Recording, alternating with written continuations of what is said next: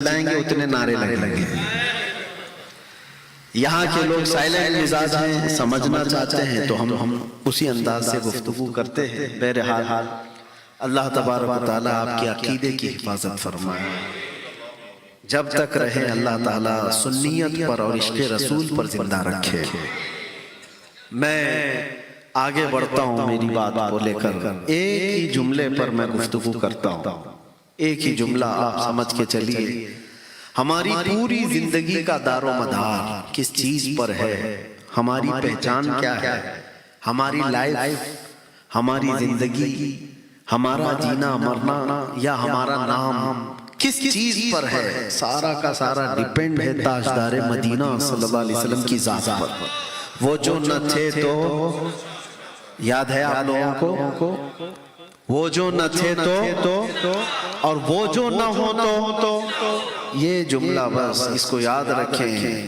وہ جو نہ تھے تو کچھ نہ تھا، اور وہ جو نہ ہو تو ہماری زندگی میں اگر وہ نہ ہو تو پھر کچھ بھی نہیں ہے۔ ہماری داڑھیوں سے ہماری عزت نہیں ہے، ہماری ٹوپیوں سے ہماری عزت نہیں ہے، ہمارے جبے کبے سے ہماری عزت نہیں ہے، بلکہ ہماری عزت نام مصطفیٰ سے ہے۔ علامہ اقبال نے کہا ہے، علامہ اقبال نے کہا ہے، آبرو ماں زنام مصطفیٰ است، ہم سب کی عزت و آبرو مصطفیٰ کے نام سے وابستہ ہے۔ اگر وہ نام ہٹ گیا تو پھر کچھ بھی نہیں ہے، کچھ بھی نہیں ہے۔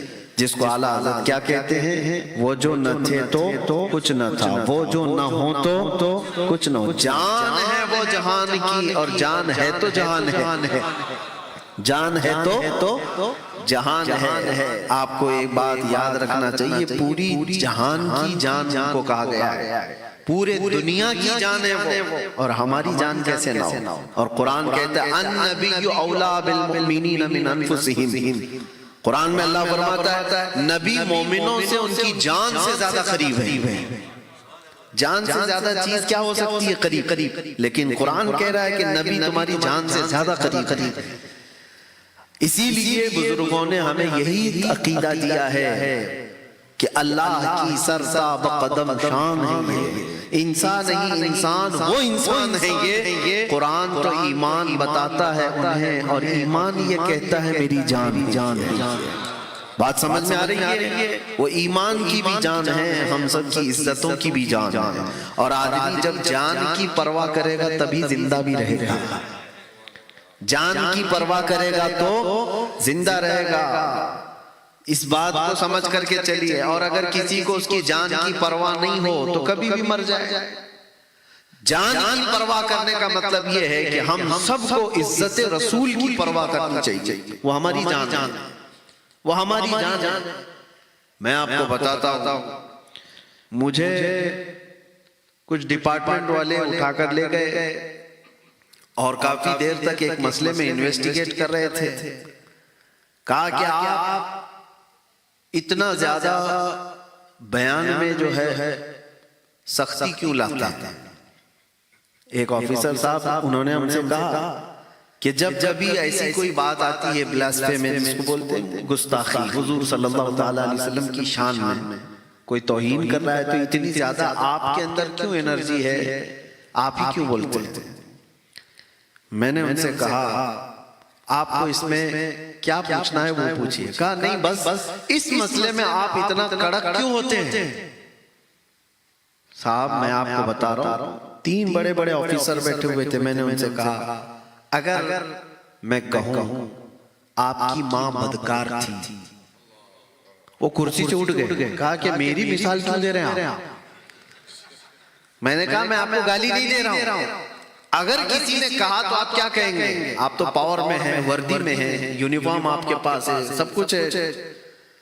تو کہا نہیں، یہ تو برداشت نہیں ہوگا کہ کوئی ماں کے بارے میں بولے، لیکن مفتی صاحب آپ ایگزامپل میرے اوپر ہی کیوں دے رہے ہو؟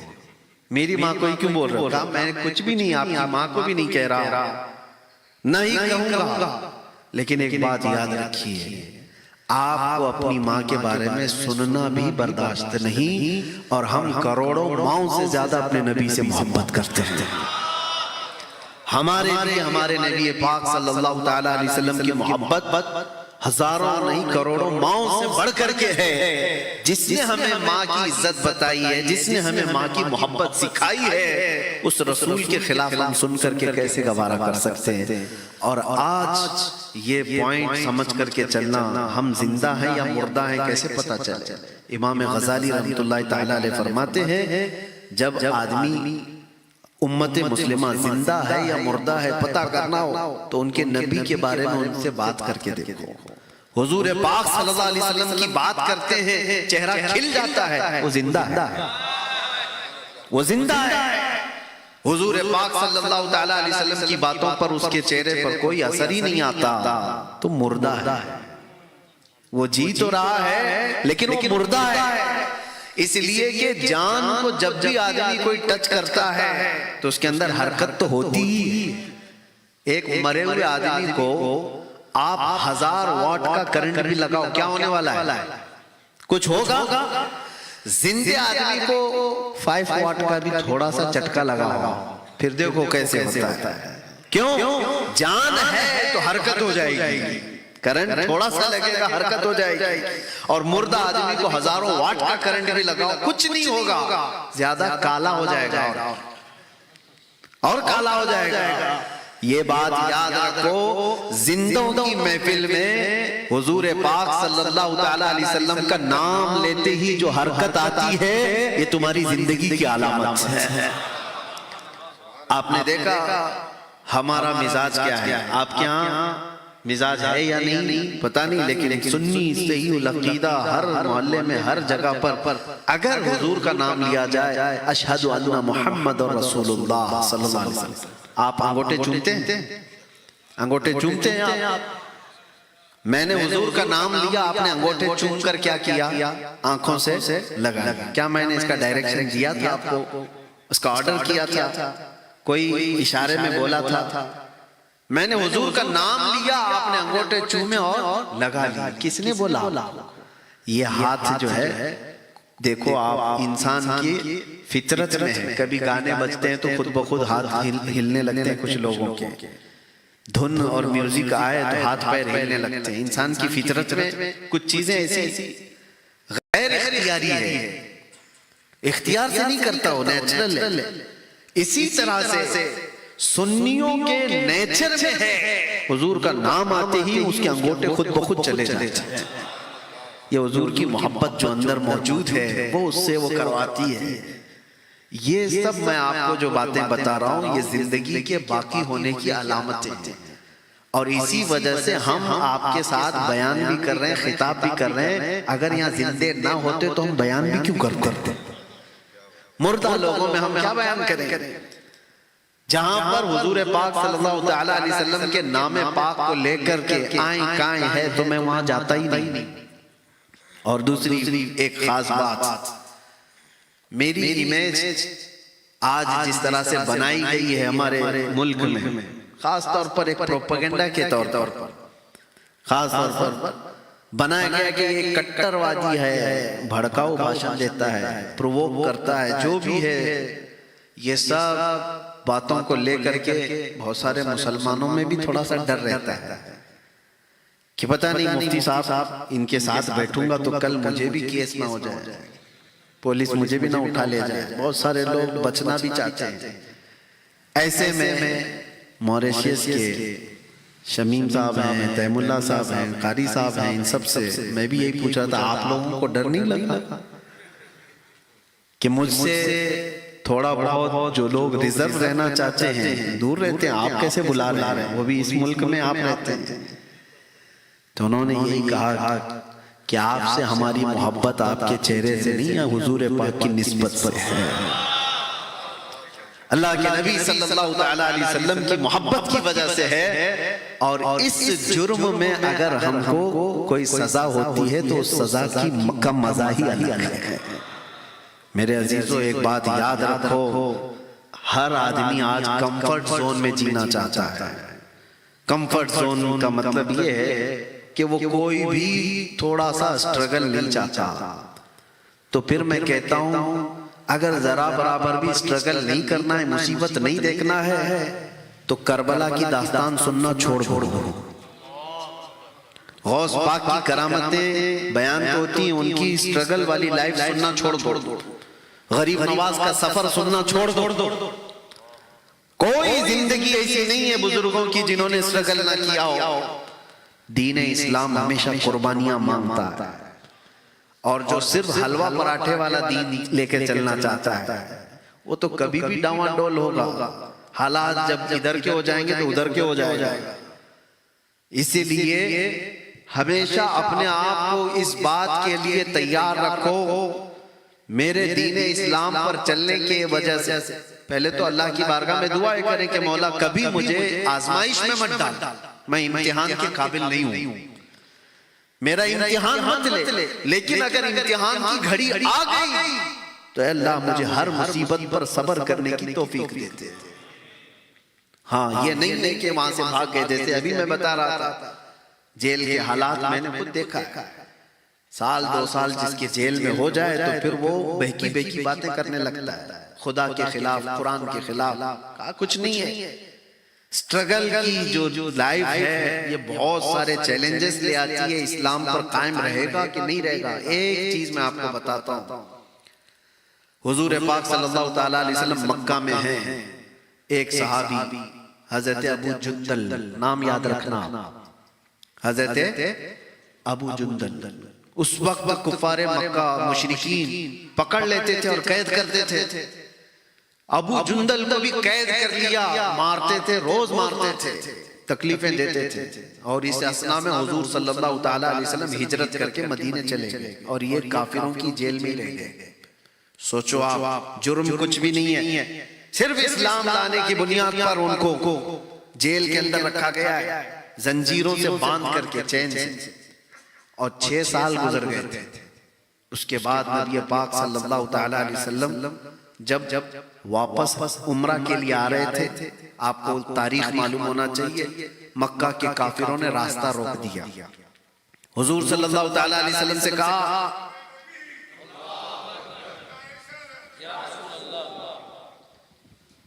نعرہ تکبیر، نعرہ رسالت، نعرہ تکبیر، نعرہ رسالت، نعرہ رسالت. علماء اہل سنت، علماء اہل سنت، تاج العلماء، تاج العلماء، تاج العلماء.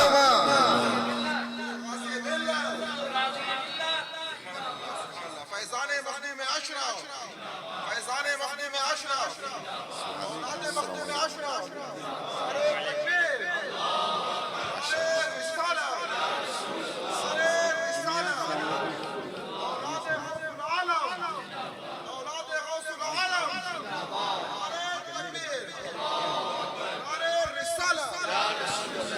نعرہ تکبیر، نعرہ رسالت. حضور تاج العلماء، حضور غازی ملت، حضور غازی ملت، اولاد محدث اعظم، اولاد مخدوم اشرف، فیضان مخدوم اشرف. نعرہ رسالت.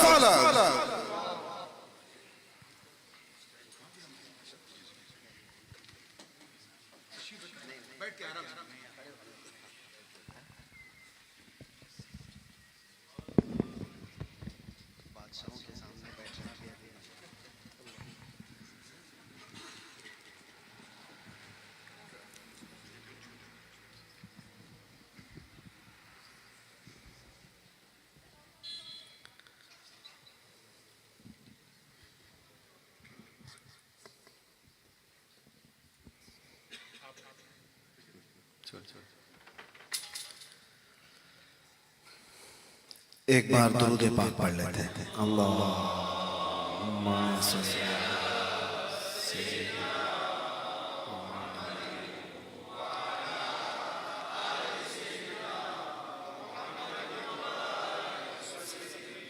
صلاۃ و سلام علیک یا رسول اللہ صلی اللہ تعالیٰ علیہ وسلم.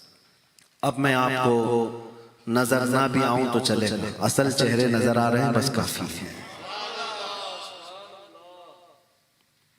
میرا وقت بھی ختم ہونے کو ہے، اس لیے کہ بزرگوں کی بارگاہ میں زیادہ دیر تک لب کشائی کرنا یہ بے ادبی بھی ہے۔ یہ حضرت کے حکم پر میں یہاں پر حاضر ہوں۔ اللہ تبارک و تعالی صحت و سلامتی کے ساتھ سایہ دراز فرمائے، خانوادہ چشتیہ کی آبرو بلکہ سادات کی چھوچا کی عزت، پوری دنیا جن کے نام سے کہ چوچا سے وابستگی کو فخر بھی محسوس کرتی ہے، اللہ تبارک و تعالی اس گل گلزار ہاشمیت کو سلامت رکھے۔ میں بات صرف اتنی عرض کر رہا تھا کہ اگر کوئی کمفرٹ زون میں جینے کا عادی ہے تو پھر وہ کربلا سننا چھوڑ دے، پھر وہ غوث پاک کی باتیں سننا چھوڑ دے، سرکار غریب نواز کا سفر سننا چھوڑ دے۔ یہ بزدلوں کی کام نہیں ہے، بلکہ اگر حقیقت میں وہ بزرگوں کا عاشق ہے اور ان کا پیروکار ہے تو وہ جن راستوں سے گزرے ہیں ان راستوں پر آئی ہوئی مصیبتوں کو برداشت کرنے کی طاقت بھی رکھتا ہوں یا ہمت بھی رکھتا ہوں۔ اللہ کے نبی صلی اللہ تعالیٰ علیہ وسلم کی یہ حدیث ہے، لا تتمنوا لقاء عدوکم، تم تمنا مت کرو کہ میری جنگ ہو جائے دشمنوں سے، ابھی میں بھیڑوں گا، ابھی میں ماروں گا، ابھی میں کاٹوں گا، تمنا بھی مت کرو۔ جنگ اچھی چیز تو ہے نہیں، نقصان تو ہوگا ہی، لیکن حضور پاک صلی اللہ علیہ وسلم یہ فرماتے ہیں اگر تمہارے اوپر طاری کر دی گئی تو پھر پیچھے پیر پھیر کے بھاگنا بھی مت، پھر جمے رہو، اللہ کی مدد تمہارے ساتھ ہے، اللہ تعالیٰ کی مدد آئے گی۔ کمفرٹ زون میں جینے والوں کے لیے میں جو چیز عرض کر رہا تھا، کبھی صحابہ اکرام کی بات سنو، میں گھبرا گیا تھا بڑودہ کی سینٹرل جیل میں سب سے پہلے، آج آپ کے سامنے میں یہ پہلی بار اظہار کر رہا ہوں، پہلی بار کہ ملاقات میرے اپنوں سے بھی نہیں ہو پاتی تھی، میرے رشتہ داروں سے، میرے بیوی بچوں سے بھی ملاقات آتی۔ اس وقت سب سے پہلے میرے پاس میری خیریت دریافت کرنے کے لیے جو بندہ آتا ہے، جو قاصد آتا ہے، وہ کسی اور کی طرف سے نہیں، تاج العلماء نورانی میاں صاحب کی طرف سے۔ سادات کی چھوچا کا پیغام لے کر دو بندے میرے پاس حاضر آئے اور وہ خصوصی آفس کی ملاقات لے کر، مجھے آج بھی وہ بات یاد ہے، میں نے واپس وہیں بیٹھ کر کے تحریر بھی لکھ کر دی تھی، پہنچی یا نہیں پہنچی معلوم نہیں۔ بہرحال یہ ایک بات ہے میرے عزیزوں، اس وقت گھبراہٹ میں ایسا ہوتا تھا کہ ہمارے ساتھ ایسا کیوں ہے، ہم دین کا ہی تو کام کر رہے تھے۔ میں نے ایک حدیث پڑھی، اس کے بعد سے پھر یہ سب چیزیں بھول گیا۔ حضرت ابو جندل کی بات میں کہہ رہا ہوں، کفار مکہ، مشرکین مکہ نے 6 سال تک قید میں رکھا اور حضور ہجرت کر کے چلے بھی گئے۔ 6 سال کے بعد حضور تشریف لائے، کتنے سال ہو گئے؟ 12 سال ہو گئے، ایک بندہ قید میں ہے، اور اس کے بعد نبی پاک صلی اللہ علیہ وسلم حدیبیہ کے موقع پر مقام پر پہنچے، عمرہ کرنے کے لیے آئے، اور اس وقت مکہ کے کفار و مشرکین عمرہ کرنے نہیں دینا چاہتے، ایگریمنٹ ہوتا ہے، صلح حدیبیہ ہوتی ہے، اس ایگریمنٹ کے جو بند تھے، جو عقود تھے، اس میں سے پہلی چیز یہ بھی تھی کہ ہماری طرف سے کوئی آدمی بھاگ کر مدینے جائے تو آپ اسے واپس کریں گے، اور مدینے کا کوئی شخص بھاگ کر ہمارے پاس آیا تو ہم واپس نہیں کریں گے۔ یہ مان لی گئی تھی یہ شرطیں، جو ٹرمز اینڈ کنڈیشنز بنے تھے نا ایگریمنٹ کے، اس میں یہ چیز تھی۔ اللہ کے نبی صلی اللہ تعالیٰ علیہ وسلم اس کو مان لیے تھے، لیکن ابھی دستخط نہیں ہوئی تھی دونوں کے درمیان، قریش اور حضور کے درمیان، مکہ کے کافروں اور حضور کے درمیان ایگریمنٹ۔ اسی اسنا میں وہ ابو جندل صحابی جو سالوں سے جیل میں تھے، دروازہ توڑ کر نکل آئے۔ میں جانتا ہوں ایک قیدی کو اگر باہر کی صرف ہوا بھی مل جائے، اس کی زندگی کچھ اور ہی لگتی ہے، اس کے لیے اس سے بڑی نعمت نہیں ہے، اس سے بڑی نعمت کوئی وہ محسوس بھی نہیں کرتا۔ جانتے ہو گھر کے کھانے کا ایک لقمہ قیدی کو ملتا ہے تو 1 مہینے تک دعا کرتا ہے. ہاں یہ دیکھی ہوئی بات میں بتا رہا ہوں, ایک لقمہ مل جائے گھر کا. ایسے حالات میں اگر کوئی دروازہ توڑ کر جیل سے باہر آ گیا اور 1400 کے قریب صحابہ حدیبیہ کے موقع پر وہاں موجود ہیں, سب میں آ کر مل گئے, زخم دکھا رہے ہیں اپنے پیٹھ کے, کافروں نے کتنا مارا, ظالموں نے کتنا مارا, اتنے سالوں سے قید میں, صحابہ نے گلے لگا دیے, آ گیا ہمارا بھائی ہمارے ہاتھ. سوچو اپنا بندہ جب کوئی اپنے پاس آ جائے اور قیدی بھی چھوٹ کر کے اپنوں میں چلے جائے تو وہ دنیا الگ ہو جاتی ہے. لیکن کافروں کو جیسی پتہ چلا, کافروں کو پتہ چلا کہ ہمارا ایک قیدی چھوٹ کر کے گیا ہے مسلمانوں کے پاس, تو آئے حضور صلی اللہ علیہ وسلم کے پاس کہنے لگے کہ ہمارا اور آپ کا جو ایگریمنٹ ہوا ہے, ہمارا کوئی بندہ بھاگ کر آپ کے پاس جائے گا تو آپ اس کو واپس کریں گے, تو اس ایگریمنٹ کے بیس پر آپ ہمارے قیدی کو واپس کیجیے, جو چھوٹ کر کے ہمارے پاس سے گیا ہے اس کو واپس کیجیے. حضور نے کہا کہاں ہے ابو جندل؟ صحابہ نے ان کو چھپا دیا, کہا نہیں کیسے دیں گے, ہمارا اپنا بھائی چھوٹ کے آیا ہے. اور وہ ابو جندل کہنے لگے کہ مجھے اتنا مارا گیا, اتنے سالوں سے میں ظلم سہ رہا ہوں, کیا مجھے واپس کیا جائے گا؟ حضور صلی اللہ علیہ وسلم نے صحابہ سے کہا کہ ابو جندل کو واپس کر دو. یہ کیسی بات تھی میرے عزیزو, ظاہراً کسی کو لگے گا یہ کیسا انصاف ہے, لیکن وہ رحمت للعالمین ہے, وہ رحمت للعالمین ہے, کوئی کام رحمت کے بغیر تو نہیں کرتے. تو ابو جندل جب بلائے گئے تو وہ رونے لگے, صحابہ کو دکھا دکھا کر کے کہ مجھے واپس کیا جائے گا. صحابہ نے آ کر کے ریکویسٹ کی, یا رسول اللہ صلی اللہ علیہ وسلم ابھی سائن نہیں ہوئی ہے ایگریمنٹ میں, یہ اس سے پہلے کی بات ہے, سائن کے بعد ایگریمنٹ پہ عمل کیا جائے گا, ابھی تو ہم ان کو نہیں بھیجتے. مکہ کے کافر مشرک اس وقت جوش میں تھے, انہوں نے کہا اگر اس کو واپس نہیں کریں گے تو ہم ایگریمنٹ سائن بھی نہیں کریں گے, ہم کو وہ بندہ واپس چاہیے. ضد تھی.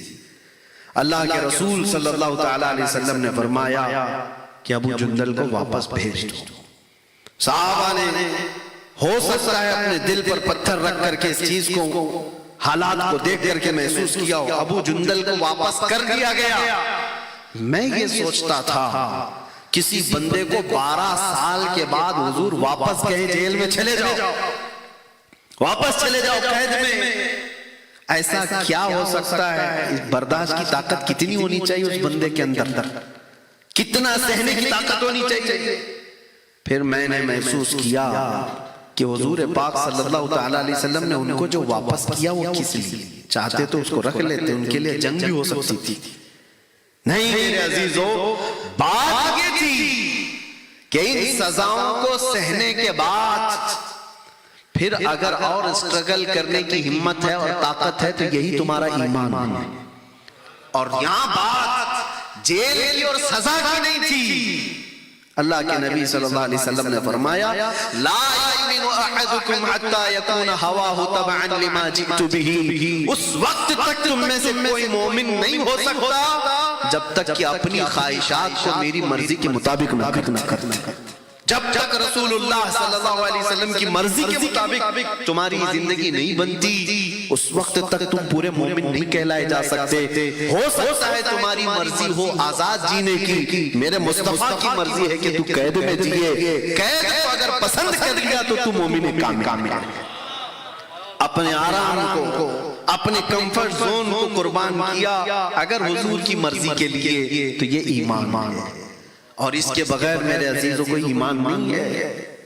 اسی کو میں کہہ رہا تھا, زندگی کا پورا دار و مدار اس بات پر ہے, وہ جو نہ تھے تو کچھ نہ تھا, اور وہ جو نہ ہو تو ہماری زندگی کا ہر فیصلہ جب بھی آئے حضور پاک صلی اللہ تعالیٰ علیہ وسلم کی ذات پاک کو اس میں ملحوظ رکھو. آپ کو پتا ہے ہماری خواہشات کیا کیا چاہتی ہیں, بہت کچھ ہے, لیکن جب تک اسے قربان نہیں کرتے اس وقت تک ایمان کے درجے کو نہیں پہنچ سکتے. مدینہ طیبہ میں ایک صحابی ہیں, حضور کی بارگاہ میں آئے, نوجوان ہیں, کالا رنگ ہے, کہا یا رسول اللہ کوئی شادی نہیں کرتا مجھ سے. کہیں شادی ہوتی نہیں ہے میری، غریب بھی ہوں. نبی پاک صلی اللہ تعالیٰ علیہ وسلم جب دریائے رحمت جوش میں آئے، وہ جسے جو چاہے عطا کرے، جیسا چاہے عطا کرے. حضور صلی اللہ تعالیٰ علیہ وسلم نے فرمایا میں تیری شادی کرواتا ہوں، میں کرواتا ہوں. کہا کہ میرے ایک انصار صحابی جاؤ ان کے گھر، ان کی بیٹی بڑی خوبصورت ہے، کہنا کہ میں نے تمہیں پیغام بھیجا ہے تمہارے نکاح کا. ایک ہی بیٹی ہے ایک انصار صحابی کی، اور وہ بھی مدینے کی خوبصورت، اور یہ ہے کالے رنگ کے جن کو کوئی رشتہ دیتا نہیں تھا. یہ نوجوان گئے، شوہر بیوی بیٹھے ہوئے ہیں، ماں باپ لڑکی کے، جا کر کے کہا مجھے اللہ کے نبی نے بھیجا ہے. کہا کس نے؟ کہا آپ کی بیٹی کا رشتہ لے کے آیا. شکل دیکھی اوپر سے نیچے، کہاں ان کی بیٹی اور کہاں یہ نوجوان. تھوڑی دیر کے لیے انہوں نے، حالانکہ وہ صحابی، تھوڑی دیر کے لیے انہوں نے کہا ٹھیک ہے ہم اللہ کے رسول صلی اللہ علیہ وسلم سے آ کر کے بات کر لیں گے، آپ جاؤ. ان کے لیے کوئی نئی بات نہیں تھی، کیونکہ ہر دن تو ریجیکٹ کہیں نہ کہیں سے ہو ہی جاتا تھا. کہا یہ بھی ویسی ہے. وہ تو نکل کر کے گئے، اندر جو لڑکی تھی وہ سن رہی تھی یہ کنورسیشن. آئی، کہا اپنے باپ سے ابا کون آیا تھا؟ کہا ایک نوجوان آیا تھا. کیا لے کر آیا؟ کہا تیرے شادی کا پیغام لے کر آیا. آپ نے کیا کہا؟ کہا اس کی شکل تو ہم نے دیکھی، ہم نے سوچا حضور صلی اللہ علیہ وسلم سے جا کر کے بات کریں گے. میرے عزیزو مدینے کی لڑکی ہے، مدینے کی نوجوان خاتون ہے، اپنے باپ سے کہتی ابا آپ نے صرف اس کی شکل کو دیکھا، بھیجنے والے کی شکل کو نہیں دیکھا، آمینہ کے لال کو نہیں دیکھا، کس نے بھیجا تھا؟ بابا اسی وقت جھاگ گئے، کہا کہ بیٹی نے کہا، ورنہ تو بیٹیاں پہلے ہی سے منہ مسود لیتے. ابا کس سے کر رہے ہو؟ وہ مدینے کی صاحبزادی تھی. کہا ساحری شکل و صورت آپ نے کیوں دیکھا؟ یہ دیکھا ہوتا کہ اللہ کے نبی نے بھیجا ہے. اپنی خواہشات کو قربان کرنا اس کو کہتے ہیں ایمان. اور وہ گئے، حضور کو ابھی سنا ہی رہے تھے وہ نوجوان کہ ریجیکٹ ہو گیا ہے. گیا تھا ان کی لڑکی پوچھنے کے لیے، ان کے ہاؤ بھاؤ سے تو لگ رہا ہے کہ وہ دینے والے نہیں ہیں، یا پھر آپ سے بات کرنے کے لیے انہوں نے ٹال دیا ہے. ابھی یہ بات چل رہی تھی، لڑکی کے ماں باپ دونوں دوڑتے دوڑتے آئے بارگاہ مصطفیٰ صلی اللہ علیہ وسلم. عرض کیا یا رسول اللہ ابھی وہ امی فدا خطا ہو گئی ہماری، ہم تاخیر سے جواب دے رہے ہیں، ہم بھی راضی، ہماری بیٹی بھی راضی ہے. آپ نکاح فرمائے. جانتے ہو اللہ کے نبی صلی اللہ علیہ وسلم نے مسجد نبوی میں نکاح فرما دیا. اسی دن نکاح ہوا. نوجوان سے کہا جاؤ کچھ سامان خرید کر کے لاؤ جہیز کا، گھر بسانے کے لیے. اب اس نوجوان کو بھیجا گیا سامان خریدنے کے لیے، گھر بسانے کے لیے. اسی وقت جنگ کا اعلان ہوا تھا. تبل بج گئے کہ اچانک مشرکین نے حملہ کیا ہے مدینے میں. سب صحابہ نکل رہے ہیں. یہ نوجوان جس کی آج شادی ہوئی ہے، یہ اپنے گھر کا سامان خریدنے کی بجائے جنگ کا سامان خریدنا شروع کیا. تلوار خریدی، بھالا خریدا، نیزہ خریدا، تاکہ ان کے پاس زندگی میں کبھی گھوڑا نہیں تھا وہ خریدا. لوہے کی زیرہ جو پہننے کا انہوں بڑا شوق تھا وہ خریدی، ٹوپی خریدی لوہے کی. سب ایک پیسہ بھی نہیں بچایا، سب خرید لیا. کوئی ان سے کہتا کہ آج جنگ ہو رہی ہے، تھوڑا سا جنگ کا سامان خرید لیتے اور باقی شادی کے لیے رکھ لیتے. نہیں، یہ وہ لوگ ہیں جن کے لیے قرآن کہتا ہے من المؤمنین رجال صدقوا ما عاهدوا اللہ علیہ. یہ وہ لوگ ہیں سارا سامان جنگ کا خریدا، میدان جنگ میں پہنچ بھی گئے. جنگ چل رہی ہے گھمسان کی. اللہ کے رسول صلی اللہ علیہ وسلم دور بیٹھے منظر دیکھ رہے تھے. اپنے کچھ صحابہ کو بلایا اور کہا کہ ایک نوجوان بڑی بہادری سے لڑتا ہوا نظر آ رہا ہے، کون ہے یہ؟ صحابہ اس کے پیچھے لگ گئے. دیکھ کر کہا کہ یا رسول اللہ یہ مدینے کا نہیں لگتا، ہم میں سے تو کوئی ہے نہیں، ہم اس کو نہیں پہچانتے، کوئی اور ہوگا. حضور مسکرائے کہا کہ تم نہیں جانتے ہو میرا عبداللہ اسود ہے. اس کی کالی کالی کوہنیوں سے میں پہچان رہا ہوں، اس کو آج شادی کا سامان خریدنے کے لیے بھیجا تھا، اس نے سارا مال خرچ کر کے جنگ کا سامان خرید لایا ہے۔ شام ہونے سے پہلے جب جنگ ختم ہوئی، حضور پاک صلی اللہ تعالیٰ علیہ وسلم میدان میں تشریف لائے تو یہ خبر دی گئی کہ یا رسول اللہ آج کا وہ دولہا شہید ہو چکا ہے۔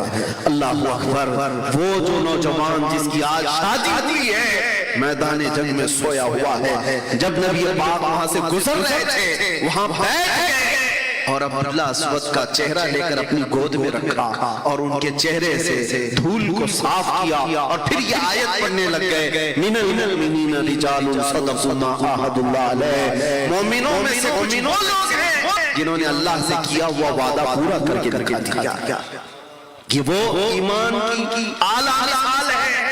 اپنی زندگی کچھ نہیں ہے، حضور کی وفا سب کچھ، اس پر سب کو آپ آدھارت رکھو۔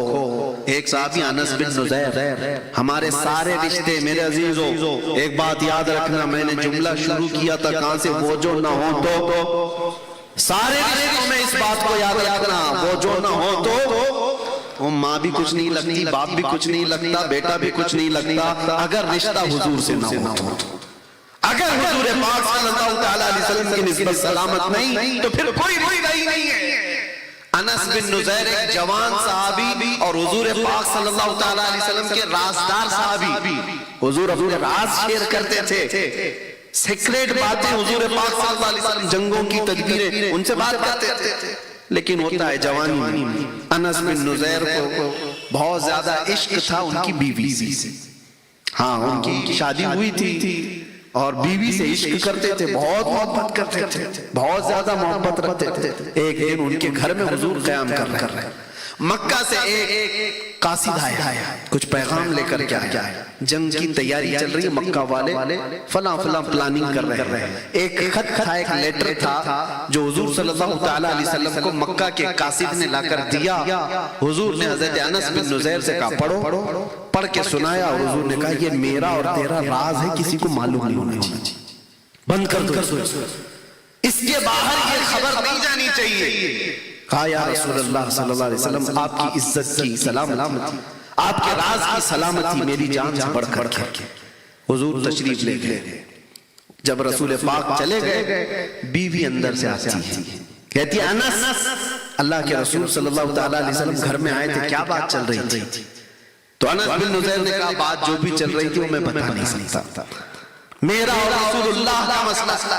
بیوی نے کہا تم مجھ سے اتنا عشق کرتے ہو، اتنی محبت کرتے ہو، کیا مجھے شیئر نہیں کر سکتے؟ کہا نہیں، اس میں کوئی شیئر نہیں، یہ حضور پاک صلی اللہ تعالیٰ علیہ وسلم کی بات ہے۔ تو بیوی نے ہنس کر کے کہا نہیں بتاؤ تو نہیں بتاؤ، میں نے سن لیا ہے پوری بات، دیوار کے پیچھے سے میں نے سن لیا ہے، مکہ کا قاصد آیا ہے، جنگ کی پلاننگ اس میں لکھی ہوئی ہے، لیٹر آپ نے پڑھ کے سنا ہے، میں سن لیا۔ اتنا سننا تھا، انس بن نزیر کھڑے ہو گئے اور سیدھے اپنی بیوی کا گلا پکڑ لیا، سیدھے گلا پکڑ لیا، کہا اس وقت تک نہیں چھوڑوں گا جب تک میرے مصطفیٰ نہ کہتے۔ گلا پکڑ کر گردن پکڑ کر لے کے چلے حضور پاک صلی اللہ علیہ وسلم کے پاس۔ نبی پاک صلی اللہ تعالیٰ علیہ وسلم نے دیکھا کیا ہوا، اپنی اس سب سے زیادہ محبت کرنے والی بیوی کو پکڑ کر کے لایا۔ حضور نے پوچھا کیا ہوا؟ کہا یا رسول اللہ اس لیے لے کر کے آیا، آپ کا حکم تھا کہ میرا راز کسی پر افشا نہ کریں، میں نے کوئی افشا نہیں کیا، لیکن غلطی سے اس نے سن لیا ہے دیوار کے پیچھے سے، اگر آپ کا حکم ہو تو گلا دبا دو اور راز ختم ہو جائے گا، یہ جو انفارمیشن لیک ہو رہی ہے بند ہو جائے گی، ختم ہو جائے گا، اگر آپ کا حکم ہو۔ حضور پاک مسکرائے اور کہا نہیں انس، جیسے تم میرے صحابی ہو تمہاری بیوی بھی میری صحابیہ ہے، وہ بھی راز کی حفاظت کرے گی، چھوڑ دو۔ اور انہوں نے ہاتھ چھوڑ دیا اور پھر مسکرا کر اپنی بیوی سے ملتے ہیں، جیسے پہلے عشق تھا ویسی ہی عشق ہے، لیکن جب بات نبی پاک کی آئے تو پھر کوئی رشتہ ہی نہیں ہے، وہ جو نہ تھے تو کچھ نہ تھا، وہ جو نہ ہو تو سارے رشتوں کا اسی بات پر اثر آپ کو دیکھنے کو ملے تو وہ ایمان ہے، وہ ایمان ہے۔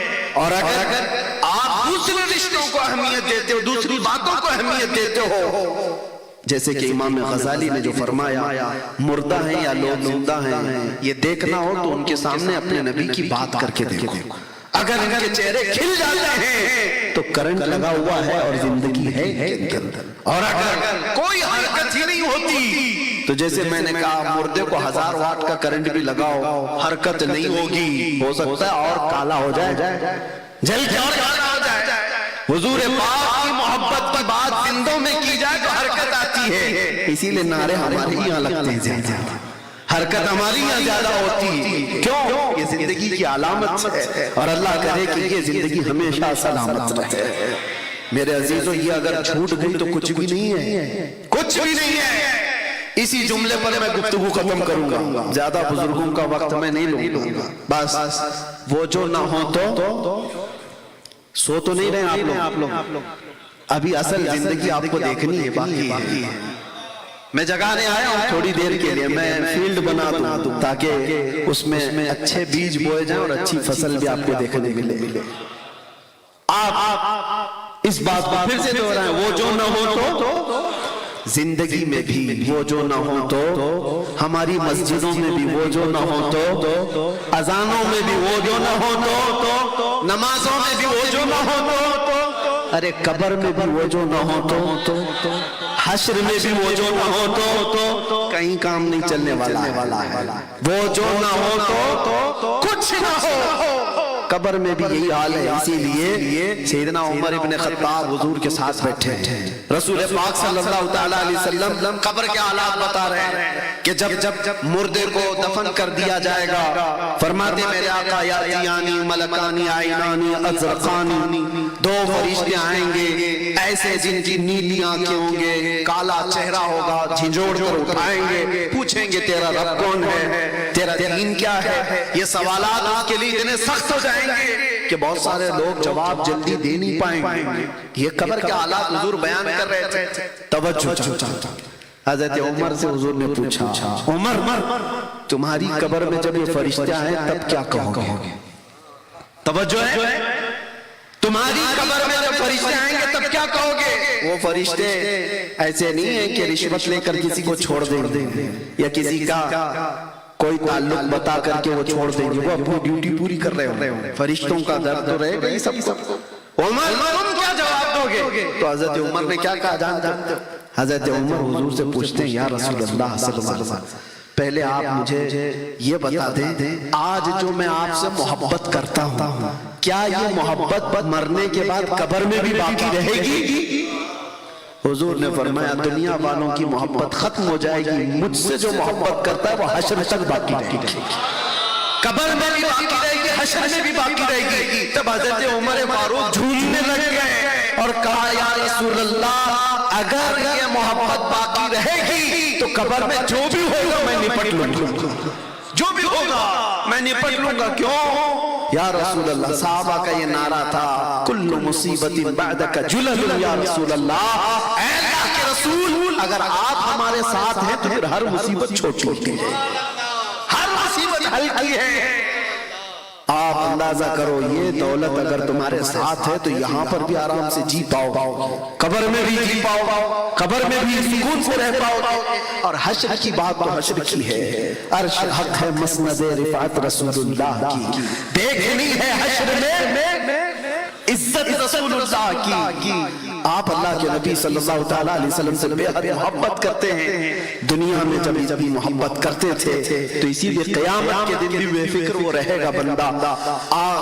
یہ ایک بات یہ بھی بتا دوں، وہ جو نہ ہو تو سمجھ میں آ رہی ہے بات، وہ جو نہ ہو تو آپ کو پتہ ہے قبر میں جو سوالات ہوتے ہیں یہاں تو مجھے آج پہلی بار یہ اتفاق ہے نقطہ دان نقطہ رساں ایسے خطیب کے سامنے جہاں پتہ نہیں ہماری آنکھیں کھولنے سے پہلے ان کی زبان بہت کھلی ہوئی تھی، زندگی میں ہماری آنکھیں بھی نہیں کھلی تھی جب آپ کی زبان کھلی ہوئی تھی اور پوری امت کو بیدار کر رہے جگا رہے تھے۔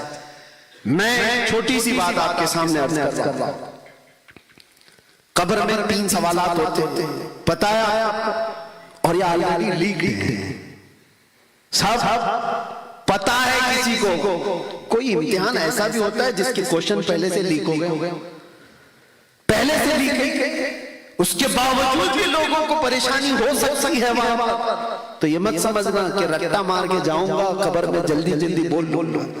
بہت سارے تو وہ ہوں گے. قرآن میں رب تبارک و تعالیٰ نے ارشاد فرمایا نسوا اللہ فانساہم انفسہم، جو لوگ اللہ کو بھول گئے تھے اللہ ان کو اپنا آپ بھی بھلا دے گا.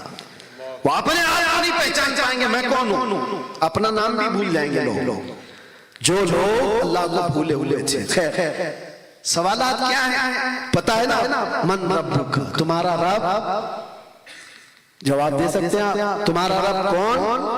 سوال کیا ہے وہ مجھے بتائیے. میں جواب نہیں پوچھ رہا ہوں. کیا سوال کرنے والے فرشتے تمہارا رب کون تھا پوچھیں گے یا کون ہے؟ پھر سے بولیے تمہارا رب. ہاں قبر میں یہی پوچھیں گے تمہارا رب کون ہے. اور دوسرا سوال ہے ما دینک، تمہارا دین کیا؟ یہ نہیں پوچھتے تمہارا دین کیا تھا. کیا پوچھا جا رہا ہے؟ تمہارا رب کون ہے اور تمہارا دین کیا ہے. یہ دو سوال تو ٹھیک ہے، قبر میں ہر ایک سے ہی پوچھا جا رہا ہے. تیسرا سوال ڈیفرنٹ، ما کنت تقول فی حق ھذا الرجل، حضور کو دکھا کر کے پوچھیں گے ان کے بارے میں کیا کہتا تھا.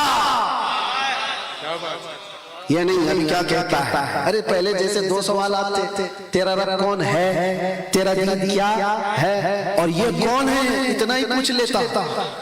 فرشتے اتنا پوچھ لیتے حضور کو دکھا کر یہ کون ہے. ارے وہاں اچھے بڑے بڑے رمضان بھی مان لیں گے وہ جل کو دیکھ کر، لیکن فرشتوں کو اس سے مطلب نہیں. اب کیا کہتا ہے اس سے مطلب نہیں ہے. یہ بتا پہلے کیا کہتا تھا، زندگی میں کیا کہتا تھا، وہ مطلب ہے. اسی لیے حضور پاک صلی اللہ تعالیٰ علیہ وسلم کو دیکھ کر اس وقت سب کو پہچان لیں گے یہ کون ہے، لیکن فرشتوں کو اس جواب سے مطلب نہیں. اگر اس وقت فرشتے یہ پوچھتے یہ کون ہے تو جواب دیتا یہ اللہ کے رسول ہیں. نہیں، فرشتے کہتے بتا تو دنیا میں کیا کہتا تھا ان کے بارے میں. یہی سوال ہے جو ہماری پوری سنیت کو کھڑا کیا ہوا ہے. عاشق رسول تڑپ کر کہے گا اے فرشتوں یہ کون ہے تم پوچھ رہے ہو، یا یہ پوچھ رہے ہو ان کے بارے میں کیا کہتا تھا. تو میں تو یہ کہتا تھا سرور کہو کہ مالک و مولا کہو تجھے، باغ خلیل کا گل زیبا کہو تجھے. اللہ رے تیرے جسم منور کی تابشیں، اے جانے جام جانے تجلا کہو تجھے. تیرے تو عیب تناہی سے ہیں بری، حیران ہوں میرے شاہ میں کیا کیا کہو تجھے. لیکن رضا نے خانے سخن اس پہ کر دیا، خالق کا بندہ خلق کا آقا کہوں تجھے. فرشتوں مجھ سے پوچھتے ہو میں دنیا میں کیا کہتا تھا، تو میں یہ کہتا تھا سب سے اعلیٰ وہ اولا ہمارا نبی، سب سے بالا وہ اعلیٰ. بجھ گئی جس کے آگے سبھی مشعلیں، شمع وہ لے کر آیا ہمارا نبی. فرشتوں میں یہ کہتا تھا حضور کے بارے میں خلق سے اولیاء، اولیاء سے رسل، اور رسولوں سے ہمارا نبی. ملک کونین میں انبیاء تاجدار، تاجداروں کا آقا ہمارا نبی. جس کے تلووں کا دھون ہے حیات، ہے وہ جانے مسیحا ہمارا نبی. اے فرشتوں دنیا میں یہ کہتا تھا، میں یہ کہتا تھا کون دیتا ہے دینے کو منہ چاہیے، دینے والا ہے سچا ہمارا نبی. دنیا میں یہ کہتا تھا اے فرشتوں، میں دنیا میں یہ کہتا تھا جس طرح اٹھ گئی دم میں دم آ گیا اس نگاہ عنایت پہ لاکھوں سلام. میں دنیا میں ان کے بارے میں یہ کہتا تھا ہاتھ جسم تو اٹھا غنی کر دیا، موجے بحر سماحت پہ لاکھوں سلام. میں دنیا میں ان کے بارے میں یہ کہتا تھا جس کے ماتھے شفاعت کا صحرا رہا اس جبین سعادت پہ لاکھوں سلام. سنیو تمہارے خزانے میں کسی چیز کی کمی نہیں ہے. جب حضور کے بارے میں پوچھا جائے گا تو بتانا ہی ہے، بتانا ہی ہے، بتانا ہی ہے. ختم نہ ہو اتنے تذکرے ہیں. بلکہ میں تو کبھی فخر سے یہ کہتا ہوں فرشتے جب یہ پوچھیں گے قبر میں کیا کہتا تھا، ہم یہ کہیں گے اب تو پائے ناز سے اے فرشتوں کیوں اٹھوں، مر کے پہنچاؤں یہاں اس دل ربا کے واسطے، مر کے پہنچا ہوں یہاں اس دل ربا کے واسطے. حضور کو دیکھنے کے لیے مرنا پڑا.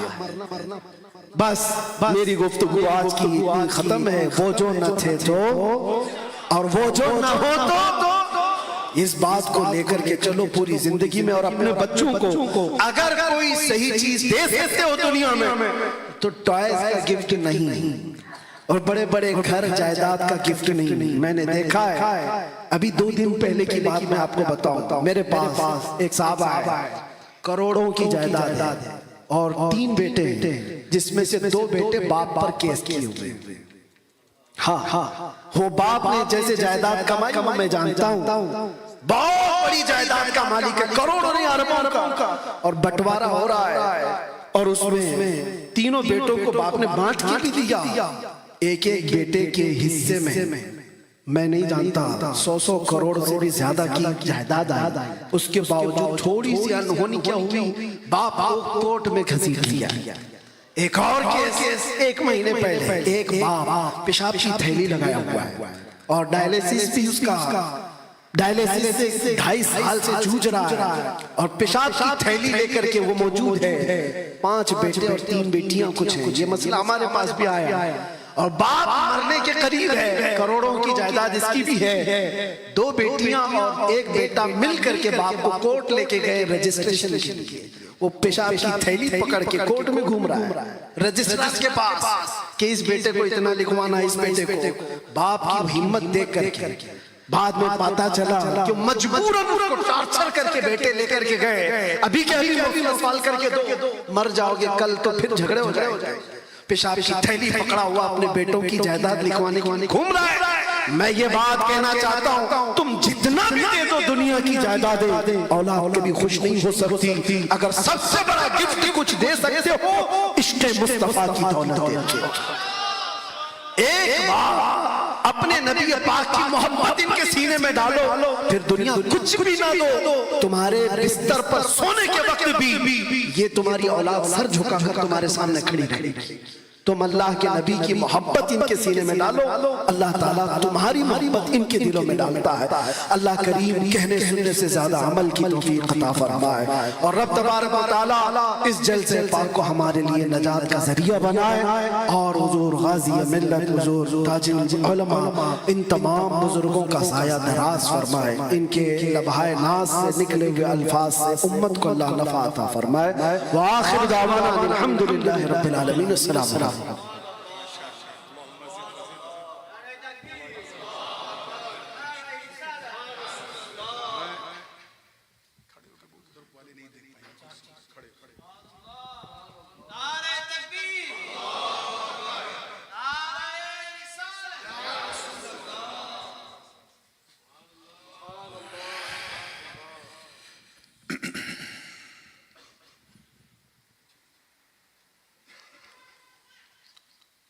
الحمد لله حق حمده والصلاة والسلام على من لا نبي من بعده سيدنا ومولانا محمد المصطفى صلى الله تعالى عليه وسلم وعلى آله وصحبه وأزواجه وعطرته. أما بعد فأعوذ بالله من الشيطان الرجيم. بسم الله الرحمن الرحيم. ورضوان من الله أكبر.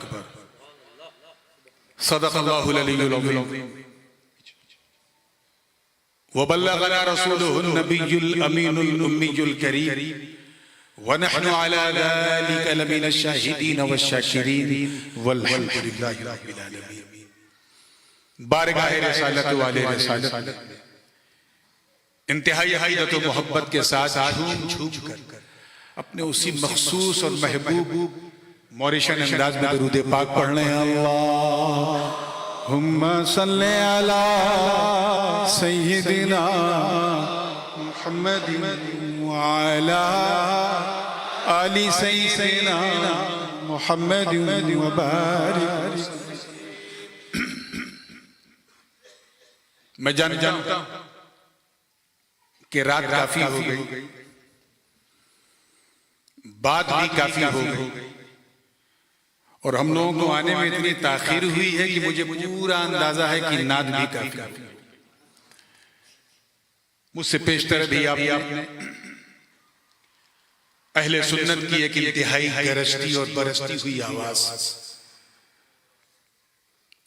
محب گرامی محافظ ناموس رسالت حضرت علامہ مفتی سلمان اظہری صاحب کو سنا. آج ان کا پہلا دن ہے, ابھی سفر سے تھکے آج ہی آئے ہیں. تو یوں سمجھیے کہ آج کوارٹر فائنل تھا, کل semi final, last but not the least پرسوں انشاءاللہ آئی سی سی میں فائنل. میں جانتا ہوں کہ میں ایک ایسے موقع پہ کھڑا ہوا ہوں جہاں اس وقت کسی کو نورانی کی نہیں بلکہ بریانی کی ضرورت ہے. کافی تاخیر ہو گئی, بالکل بریانی تیار ہوگی, ابھی ابل رہی ہوگی. بہرکیف میں جو لوگ نعت سننے کی خواہش مند ہیں, تیم اللہ صاحب کو آپ سنا دیجئے گا کبھی تفصیل سے. آج موقع بالکل نہیں ہے. اچھا چلیں 2-3 شعر صرف سن لیں. اللہم صلی علی سیدنا محمد وعلی آل سیدنا. میں اس سفر میں خاص طور سے نعت پڑھنے میں ان نعتوں کا انتخاب کر رہا ہوں جسے کبھی میں 10 سال پہلے یا 15 سال پہلے یا 20 سال پہلے پڑھا کرتا تھا. انہی میں سے ایک بڑی مشہور نعت ہے کہ اس ہاشمی مکی مدنی مطلبی کے, اس ہاشمی مکی مدنی مطلبی کے, اس ہاشمی مکی مدنی مطلبی کے, اس ہاشمی مکی مدنی, اس ہاشمی مکی مدنی مطلبی کے. چرچے ہیں دو عالم میں رسول عربی, چرچے ہیں دو عالم میں رسول عربی کے. اور اہل علم بڑی معذرت کے ساتھ لیکن حق ہے تو کہوں گا کہ اے علم تیرا تاج سجائے ہے بخت لو, بخت لو. اے علم تیرا تاج سجائے ہے بخت لو. اے علم تیرا تاج,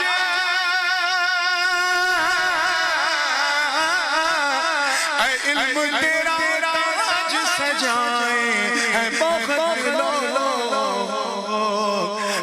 چوم لے قدموں کو تو امی لقبی کے,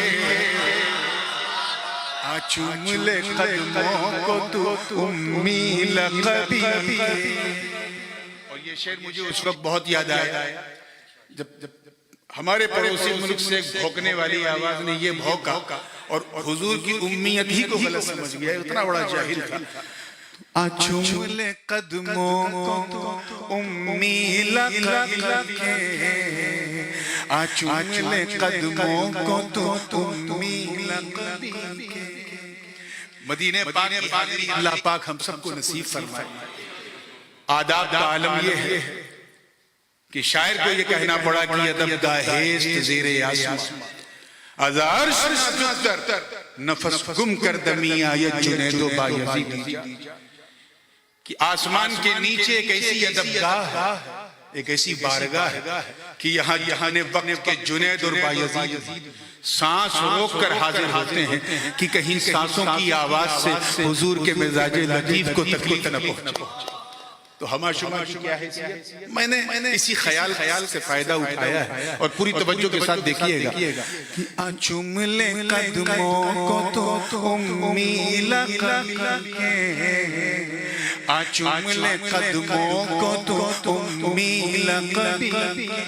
توجہ ہے نا کہ دیوانہ بن ہوش میں آ ان کے حرم میں, حرم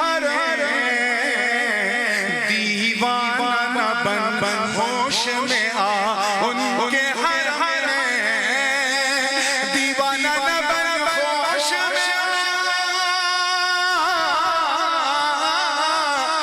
دیوانہ نہ بن خوش میرا ان کے حرم میں امکان ہزاروں ہے وہاں بے ادبی امکان ہزاروں ہے وہاں بے ادبی اشعار بہت ہیں وقت کم ہے مختصمات کر لیں تحدیث نعمت کے طور پہ عرض کیا ہے کہ تم حشر کے میدان کی پرواہ نہ کرو تم حشر کے میدان کی پرواہ نہ کرو تم حشر کے میدان کی تم حشر کے میدان کی پرواہ نہ کرو بیٹے ہو مقدر سے جو عالی نسبی بیٹے مقدر سے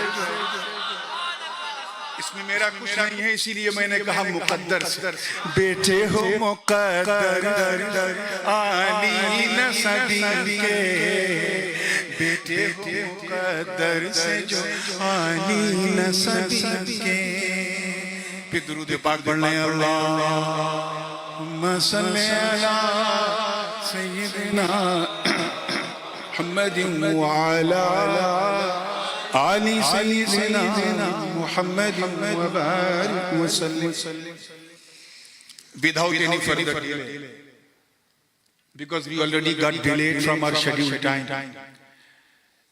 انڈین ریلوے کی طرح آج ہمارا جلسہ بھی اپنے ایکچول ٹائم سے تھوڑا ڈیلے چل رہا ہے اور اتنا ڈیلے ہو گیا کہ میک اپ کرنا بھی ممکن نہیں تو جو بھی میرے ہاتھ میں وقت ہے میں اس میں اپنی بات کو سمیٹوں گا تاکہ نورانی اور بریانی کے درمیان فاصلہ لمبا نہ رہے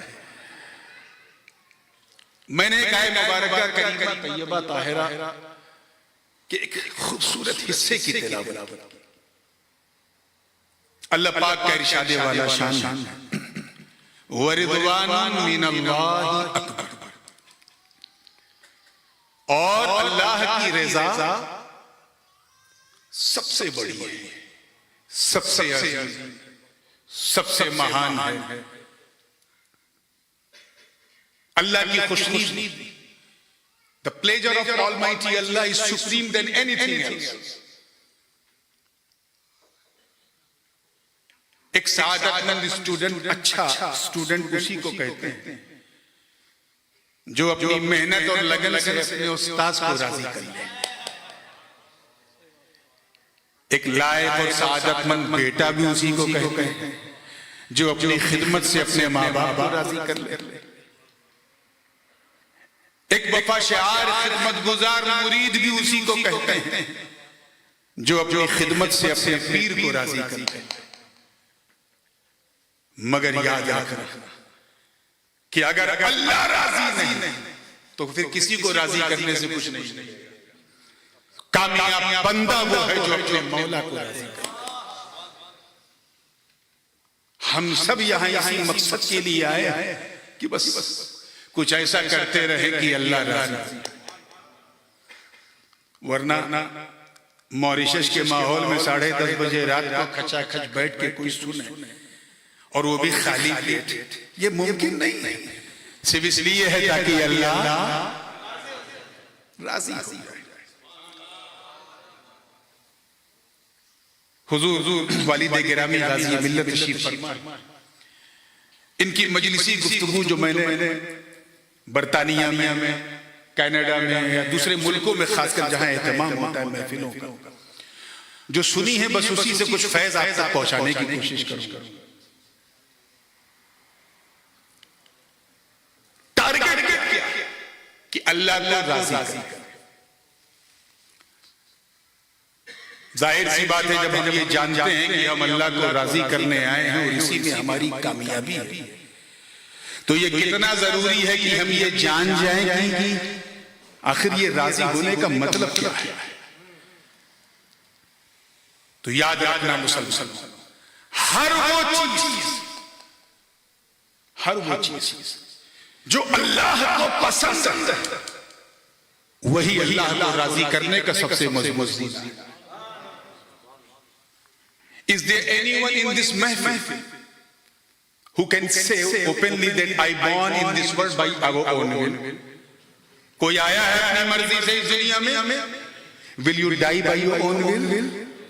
ہمارا ارائیول ہماری مرضی سے نہیں، ہمارا ڈیپارچر ہماری مرضی سے نہیں، تو پھر ہمارا جینا ہماری مرضی سے کیسے ہو سکتا ہے؟ تو if you want to please Almighty Allah, then you have to stay in this world under the will of Allah. جو اسے پسند ہے وہ کرو، جو ناپسند ہے وہ مت کرو۔ اسی میں ہماری کامیابی ہے۔ اب میری مرضی تو آپ آسانی سے جان سکتے ہیں without any problem. If you want to please me, then you have to come towards me and ask directly, oh Nurani Mian, tomorrow I'm giving you a lunch dawah, what you gonna have? I will tell him, okay, if you want to please me, then please cook the food according to my life. میں اسی کھانے سے خوش ہوں گا جو میرے پسند ہے۔ میں اس کے گھر پہنچا، بہترین کھانا اس نے لگایا، مٹن بھی، چکن بھی، قورمہ بھی، بریانی۔ اب ادھر بریانی ادھر نورانی، دیکھا تو ہو گئی پریشانی۔ ایسا نہیں کہ کھانا اچھا نہیں تھا، ایکسٹراڈینری delicious, but I couldn't satisfy. Why? Because the food wasn't cooked according to my desire. کھانا میری پسند کے مطابق نہیں تھا۔ کیا سمجھے اس سے؟ بلا تشبیہ، توجہ چاہوں گا، بلا تشبیہ، جس طرح مہمان کو راضی کرنے کے لیے مہمان کی پسند جاننا ضروری ہے، ایسے ہی رحمان کو راضی کرنے کے لیے رحمان کی پسند جاننا ضروری ہے۔ میری پسند تو یو کین ڈائریکٹ اس سے پوچھ سکتے ہو۔ ایشو یہاں پر ہے کہ ہم اللہ کی پسند کیسے جانیں؟ How could you recognize the will of Allah? What does Allah subhanahu wa ta'ala like? When you don't have a direct connection with Allah. وہ اننت ہے، ہمارا انت ہے، وہ اسیمت ہے، ہم سیمت ہیں، وہ نیراکار ہے، ہمارا آکار ہے، وہ بنانے والا، ہم بننے والے، وہ کھلانے والا، ہم کھانے والے، وہ ہم محدود ہیں، وہ لامحدود ہے، ہم لیمیٹڈ ہیں، وہ انلیمیٹڈ ہے، وہ احد ہے، صمد ہے، لم یلد ہے ولم یولد ہے ولم یکن لہ کفوا احد، اور ہماری پوری لائف سٹائل ہی فیملی کے ساتھ ہم اس سے کیسے connect?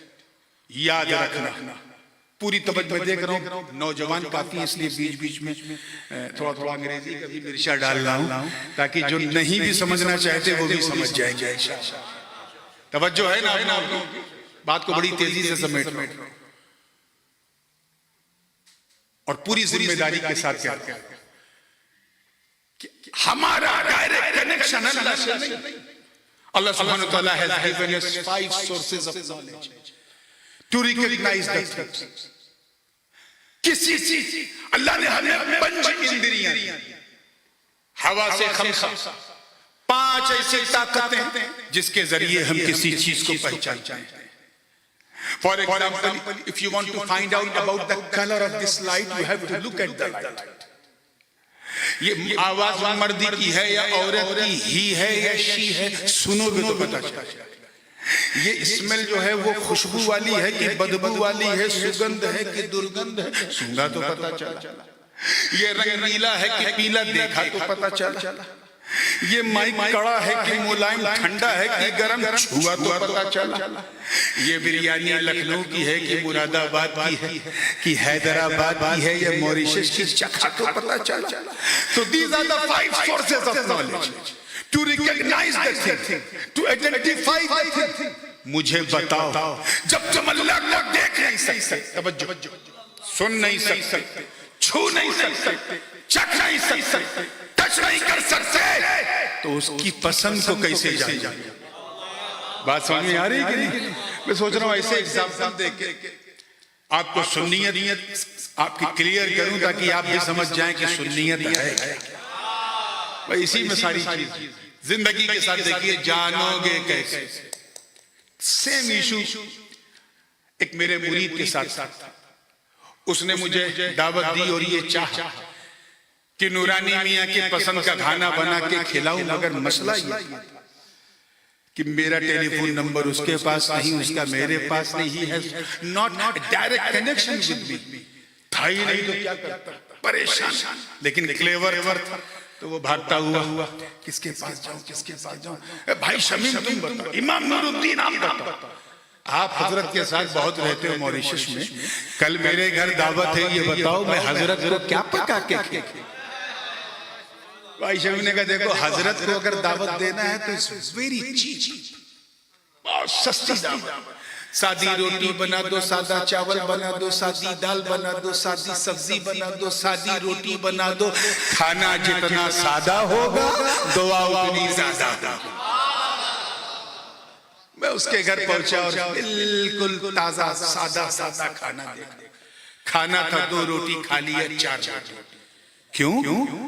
because the food was cooked according to my desire، میری پسند کے مطابق کھانا، میں نے تو نہیں بتایا، مجھ سے تو اس نے میری پسند نہیں پوچھی، آواز آئی اس سے پوچھی جو آپ کے قریب ہے، جو آپ کے، کیونکہ جو قریب ہوتا وہ حبیب ہوتا، اور جو جتنا قریب ہوتا وہ اتنا حبیب ہوتا، بلا تشبیہ مہمان کی پسند اس نے بتایا جو مہمان کے قریب ہے، رحمان کی پسند اس نے بتایا جو رحمان کے قریب ہے۔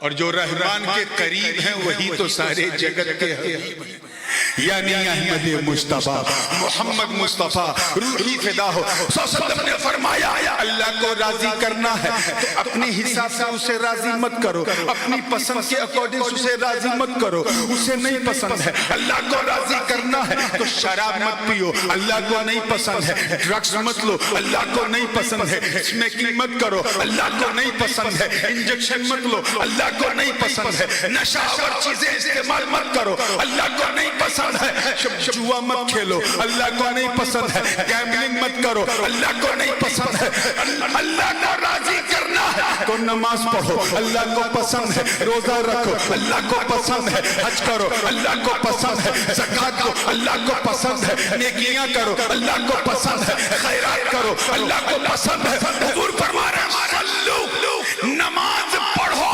لیکن اپنی مرضی سے نہیں، صلو کما رأیتمونی اصلی، جیسے میں نماز پڑھتا ہوں ویسے پڑھو، جب تم ایسے پڑھو گے تو میری سنت بھی ادا ہوگی، مولا کی عبادت بھی ادا ہوگی۔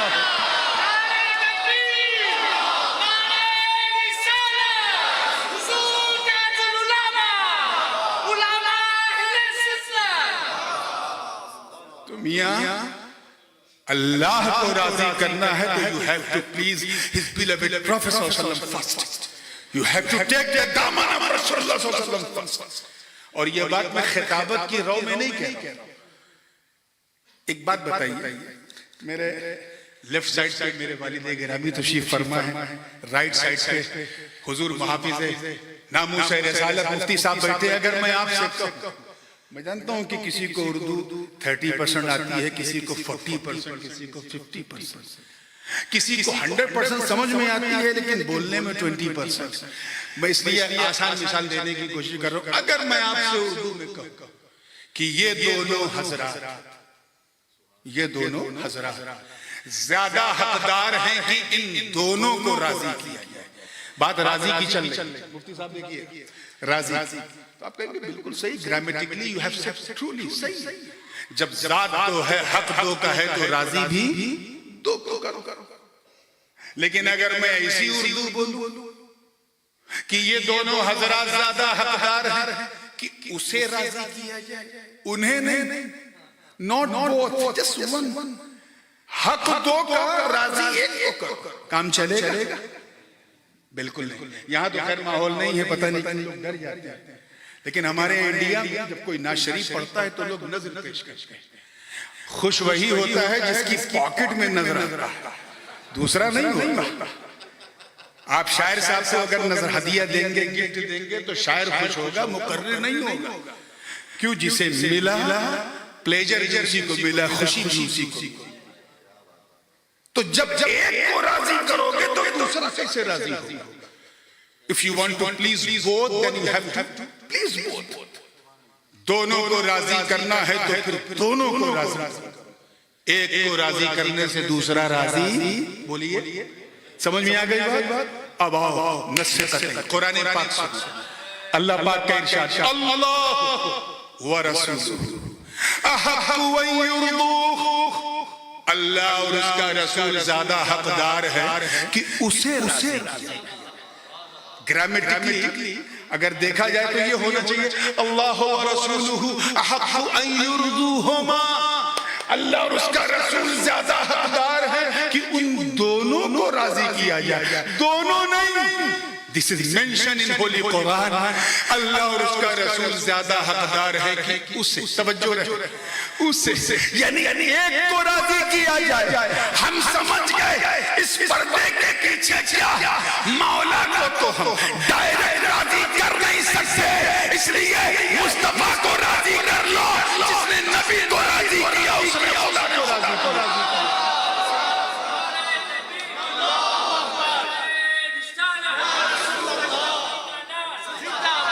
ویسے بھی نو میں مرجع کے قریب جو ضمیر ہو اسی کا اعتبار ہوتا، تو ضمیر بھی جو قریب ہے وہ رسولہ والی، لیکن میں نے سوچا یہ باؤنسر نہ ہو جائے اس لیے یہ مثال نہیں دیا۔ توجہ، تو اللہ کو راضی کر تو مصطفیٰ کو راضی کر، نبی کو راضی کر کے تو دیکھو حضور فرما رہے ہیں۔ اور اس پر میں اپنی بات کو سمیٹ دوں گا کیونکہ اب گھڑی بڑی تیزی سے آگے ہو، اور آج ایک بات اور بھی عرض کرنا تھا، ہم لوگ نکلنے سے پہلے مجھے اندازہ ہو گیا تھا وقت زیادہ ہو گیا اور اسے زیادہ کرنا بھی نہیں ہے۔ حضرت بھی تھوڑی تھکاوٹ محسوس کر رہے تھے تو میں نے کہا ٹھیک ہے، ہم دو جوان آج آپ کا حصہ پورا کر دیں گے انشاءاللہ۔ جلسے کے بعد فوراً میری تقریر کے بعد حضرت دعا کریں گے اور اس دعا میں آپ کو جی لگا کے آمین کہنا ہے۔ بس یہ آخری ایگزامپل دے کے بعد کچھ سمیٹنا ہوں، بلکہ سمیٹ چکا۔ یہ آپ سمجھ چکے کہ اللہ کو راضی کرنا ہے تو نبی کو راضی کرو، نبی کو راضی کرو۔ حضور فرماتے ہیں احب اللہ لما یغبوکم من نعمہ، اللہ سے محبت کرو اس نعمت کے عوض جو اس نے تمہیں عطا کی۔ آگے فرمایا وَأَحِبُّونِي لِحُبِّ اللَّهِ، اور مجھ سے محبت کرو اللہ کی محبت کی وجہ سے۔ آگے فرمایا وَأَحِبُّوا أَهْلَ بَيْتِي لِحُبِّي، اور میرے گھر والوں سے محبت کرو میری محبت کی وجہ سے۔ Means if you want to love Allah subhanahu wa ta'ala because he has blessed with so many things, this is your right as a slave of Allah. But if you claim that you are loving me, تو سنو، اگر مجھے راضی کرنا مجھ سے محبت کرو اللہ کی محبت کی وجہ سے، اور اگر مجھ سے محبت کے دعوے دار ہو تو میرے بچوں سے محبت کرو۔ یاد رکھنا، جس طرح پوتے کو مارو تو دادا خوش نہیں ہوتا، نواسے کو کچھ کہو تو نانا خوش نہیں ہوتا، ایسے ہی اگر کسی سید پہ انگلی اٹھاؤ گے تو مصطفیٰ خوش نہیں ہوں گے، اور جب مصطفیٰ خوش نہیں ہوں گے تو خدا خوش نہیں ہوگا۔ تو کہنے سننے کو بہت تھی، میں اپنی بات کو بس اسی پہ ختم کر رہا ہوں کہ بس try to change your lifestyle۔ ایک شکایت بار بار میرے پاس آ رہی تھی نوجوانوں کی طرف سے کہ بالخصوص ہمارے Muslim youth, they keep taking so many drugs and wine، وہ چیزیں جو نجس العین ہے ان کا استعمال کرتے ہو۔ کیسے مسلمان اپنے کردار و عمل کو بدلو، اور انشاءاللہ صرف تمہاری اصلاح کے خاطر آنے والے دو جلسوں بالخصوص جو تیسرا 8 of August, Friday, 8:30 p.m. sharp. You all be invited, inshallah. ICC وہاں آنا ہے اور اپنے آپ کو بدلنے کی کوشش کرنا ہے۔ یہ اہل سنت کانفرنس ہے اور مولود النبی کی بزم ہے، اور وہ بھی حضور کا 1500 سالہ جشن میلاد منایا جائے گا۔ ایسا سنو کہ دیکھنے والے کہہ دیں یہ سننے والے سنی نہیں بلکہ سنت والے سنی۔ مولا کریم ہم سب کو توفیق خیر عطا فرمائے۔ کھڑے ہو جائیں۔ کچھ اعلان کریں گے, بیٹھے کچھ اعلان ہوگا انشاءاللہ, اس کے بعد پھر سب سے سنا. Assalamu alaikum wa rahmatullahi wa barakatuh. Nous finissons devant vous avec permission, l'autorisation, Razi et Millet. Alhamdulillah, pour moi-même, je pas débuté, pour permission, et nous pouvons inviter Qari Rufran, Mufti Rufran, Huzur Taj al-Ulama pour donner khilafat.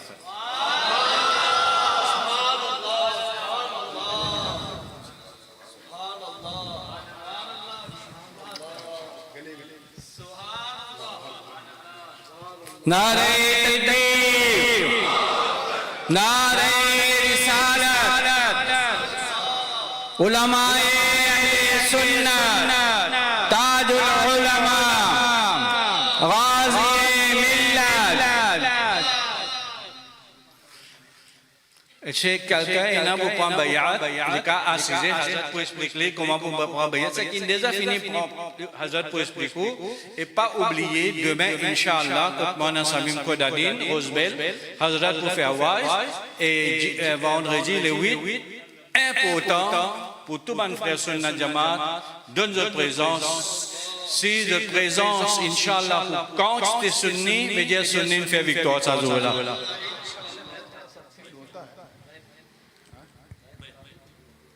اچھا آسیز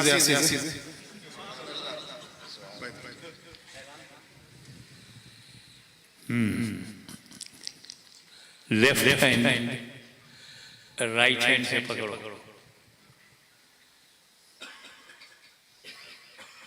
بیعت ہونا ہے تو بیعت, ورنہ توبہ کی نیت. بسم اللہ الرحمن الرحیم. لا الہ الا اللہ محمد رسول اللہ صلی اللہ علیہ وسلم. اے اللہ, میں نے توبہ کیا اپنے تمام چھوٹے بڑے گناہوں سے. ان گناہوں سے بھی توبہ جسے میں نے جان بوجھ کر یا بھول کر کیا. ان گناہوں سے بھی توبہ جسے میں نے اعلانیہ یا چھپا کر کیا. میرے مالک, میری توبہ قبول فرما, اور ہم مائل ہوئے تیری طرف سلسلہ اشرفیہ, چشتیہ, قادریہ, ہاتھ پر مخدوم اشرف کے, جن کا سلسلہ خواجہ غریب نواز, غوث اعظم, مولا علی اور حضرت محمد مصطفیٰ صلی اللہ علیہ وسلم تک پہنچتا ہے. اے اللہ, ان سلسلوں کی نعمتیں دنیا و آخرت میں نصیب فرما, اور کل قیامت کے دن انہی نیک بندوں کے ساتھ مجھے اٹھا. آمین. اللہم آمین.